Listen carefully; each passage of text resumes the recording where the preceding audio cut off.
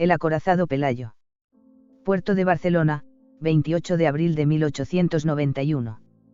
El día ha amanecido frío y desapacible, con una espesa niebla cubriendo con un velo de humedad los tinglados, las gruesas estachas encapilladas en los norais y el lento atraque de los barcos en los puntos de amarre, con los marineros moviéndose por las cubiertas y el último humo saliendo por sus chimeneas. A pesar de lo desagradable del tiempo, muchos han sido los barceloneses que han acudido a los muelles en cuanto han visto izada la banderola en los mástiles del telégrafo de Montjuic, señal de la inminente llegada del acorazado Pelayo y los cruceros Reina Regente e Isla de Luzón. El niño está nervioso porque en uno de esos barcos, en el más grande, va su tío, Antonio Terry Rivas, al que no ve desde hace meses. Arde en deseos de subir por la escala, pisar la cubierta todavía vibrante por las máquinas, pasear entre los soldados y llegar al puente, junto a la rueda del timón y la bitácora, para abrazar a su tío antes de pedirle que le cuente con detalle todas sus aventuras. El tiempo pasa lento entre la expectación y la impaciencia, hasta que por fin comienza a intuirse entre la neblina la silueta de un barco aproximándose. Por las características, el chaval se lo sabe de memoria: 105 metros de eslora, 20,2 de manga, 9.950 toneladas surcando los mares. Debe ser el Pelayo, así que el niño se irá corriendo hacia la escollera del este para ser testigo de la primera visita del acorazado a la ciudad condal. Mientras el barco termina las maniobras de atraque, el joven se reafirma en su idea: un día él también se hará marinero, vivirá aventuras y conocerá otros cielos y otros mares junto a su tío, subidos los dos a un barco y compartiendo un silencio cómplice mientras miran fijamente a la raya del horizonte. Allí donde se encuentran sus destinos. El Pelayo. Es el buque más hermoso de nuestra Marina de Guerra, Revista de Navegación y Comercio, año 4, número 6 de 10 de enero de 1892. En la segunda mitad del siglo XIX España solo conservaba del imperio las preciadas islas de Cuba, Puerto Rico, en América, y los archipiélagos de las Filipinas, Carolinas, Palaos y Marianas, en el Pacífico. Para defender los intereses nacionales en ultramar, la construcción del Pelayo fue promovida por el almirante Juan Bautista Antequera, ministro de Marina en el gabinete de Cánovas, encargándose al ingeniero naval francés Amable Lagane el diseño y construcción del acorazado. Basándose en los acorazados Pre-Dreadnought de la clase Marceau, fue construido por los astilleros franceses de Fourgisset Chantiers de la Méditerranée en la Seine, Toulon, por un precio en torno a los 20 millones de pesetas. Fue votado el 5 de febrero de 1887 y entregado a la Armada el 9 de septiembre de 1888. Para la Marina española tiene el Pelayo una deficiencia grande, que con cariñoso apodo le señaló, al recibirlo en su seno, el personal joven. En las cámaras de oficiales se le bautizó desde un principio con el nombre de El Solitario.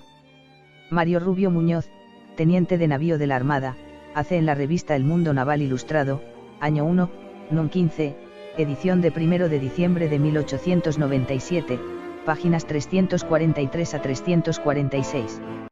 Apodado como El Solitario al ser el único en su clase, el buque insignia de la Armada y único acorazado de la flota española hasta la entrada en servicio del acorazado monocalibre España en 1914 y la conversión en acorazados costeros de las fragatas blindadas Numancia y Vitoria, tenía una eslora algo más larga que el modelo original, así como un calado menor para permitirle el paso por el canal de Suez.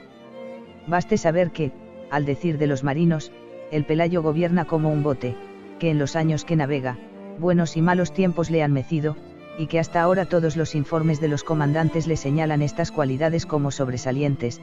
Únase a todo esto un calado muy moderado y estratégico que le permite pasar por el canal de Suez, excelente previsión, y por fin, defensa de redes, proyectores eléctricos y artillería numerosa de pequeños calibres contra los torpederos.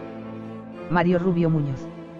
El barco disponía de mástiles con 4 cofas, doble fondo estanco con un revestimiento interior con chapas de acero, con capacidad para desplazar 9.900 toneladas, eslora de 105,6 metros por 20,2 metros de manga y 7,5 metros de calado. Era propulsado por 16 calderas Niklause en 4 grupos y 2 máquinas verticales Compound. Su velocidad máxima era de 16,7 nudos y su autonomía 3.000 millas náuticas a 10 nudos. Dotación: 520 tripulantes. Por lo que respecta a su armamento, la disposición de la artillería principal era de la llamada en rombo y su armamento principal lo constituían enteramente piezas diseñadas por González Zontoria. Estas eran 2 cañones de 32 centímetros. En proa y popa en torres Canet, 2 de 28 centímetros. En los costados, 12 de 12 centímetros. 6 en cada banda sin protección, y un cañón de 16 centímetros. En la parte alta de la roda, también iba equipado con cañones de tiro rápido como 13 cañones revólver de 37 milímetros, 3 cañones Hotchkiss de 57 milímetros, 4 ametralladoras y 7 tubos lanzatorpedos que posteriormente sería reducidos a 3. Como novedad revolucionaria se le agregó una estación Telefunken de TSH, telegrafía sin hilos, conjuntamente con el crucero Extremadura, siendo las dos primeras unidades de la Armada que utilizaron este sistema, en aquel entonces revolucionario. El acorazado Pelayo marca en nuestra moderna historia naval la era de la regeneración de la escuadra de combate, como su ilustre padrino, el insigne caudillo de los montes de Covadonga, sintetizó el establecimiento de la nacionalidad española, Mario Rubio Muñoz. Una de sus primeras acciones como buque de guerra fue en Marruecos en septiembre de 1889, integrado en la escuadra de instrucción en aguas de Cádiz se les ordenó dirigirse a Marruecos. Más tarde, con el estallido de la guerra hispano-estadounidense el Pelayo fue asignado a la escuadra de reserva en Cádiz al mando del contraalmirante Manuel de la Cámara Livermore. La misión principal de esta escuadra de reserva era la de acosar a las fuerzas navales norteamericanas y en especial al tráfico marítimo desde Nueva Escocia en Canadá hasta el Cabo San Roque en Brasil. Sin embargo, el gobierno decidió mandarla hacia Filipinas pasando por el Canal de Suez. Esta decisión fue un grave error ya que el canal estaba bajo control inglés y estos bajo presión norteamericana retrasaron a la flota española hasta lo indecible. Finalmente, con la destrucción de la escuadra de Cervera, la escuadra de reserva tuvo que volver a España. El Pelayo mostró el pabellón nacional en multitud de puertos. En el Pireo en 1891 fue agasajado con la visita de los soberanos griegos. En 1892 fue uno de los buques participantes en Génova de los festejos del cuarto centenario del descubrimiento de América. En 1895 junto al acorazado Infanta María Teresa y el crucero Marqués de la Ensenada para asistir a los festejos de la inauguración del Canal de Kiel. Durante la guerra contra Estados Unidos, se planeó un contragolpe que aliviara la situación del almirante Cervera y de paso realizar algún bombardeo sobre la costa americana. Para ello se iban a crear 3 divisiones navales que pudieran desconcertar al enemigo. El Pelayo formó parte de la segunda división, a cuyo cargo estaba el capitán de navío José Fernández y Niño, y estaba compuesta por el acorazado guardacostas Vitoria y los destructores Audaz, Osado y Proserpina. Debido a la corta autonomía del acorazado Pelayo y del Vitoria, la segunda división haría una maniobra diversa, navegando unos días en dirección al teatro de operaciones del Mar Caribe, cambiando el rumbo posteriormente para regresar a aguas nacionales y proteger las costas españolas de un posible ataque estadounidense, uniéndosele el crucero protegido Alfonso XIII. Con posterioridad, el Pelayo encabezó la escuadra española enviada a Filipinas en 1898. Sería retenida en el Canal de Suez hasta lo indecible, mientras que el magnate de la prensa amarilla William Randolph Hearst dio la orden para adquirir un buque y hundirlo en el lugar donde pudiera obstaculizar el paso de la escuadra española. Finalmente, tras la destrucción de la escuadra de Cervera y el temor a un ataque sobre las costas españolas, la escuadra del almirante Cámara retornó a la península. Tras su frustrada participación en la guerra del 98, el Pelayo volvió a Tolón el 12 de febrero de 1899 para completar las obras de reforma pendientes, permaneciendo en el astillero de la Seine hasta el mes de octubre en que regresó a España, procediéndose en los meses siguientes a realizarle diversas obras menores y a la modificación de su armamento de tiro rápido, que quedaría constituido finalmente por 12 cañones Nordenfeld de 57 milímetros, 5 cañones revólveres Hotchkiss de 37 milímetros y 4 automáticos Maxim de este mismo calibre. En mayo de 1901, tras la huelga de trabajadores del tranvía en Barcelona, se declaró el estado de guerra. Se detuvieron a tantos obreros que las cárceles de la ciudad se hallaban colapsadas y muchos fueron encerrados en la bodega del acorazado. Ese mismo año asistió en Tolón a la visita del presidente francés Louvet. En 1903 estuvo en Lisboa para la visita del monarca inglés Eduardo VII y en 1904 viajaría a Vigo para recibir al emperador Guillermo II de Alemania.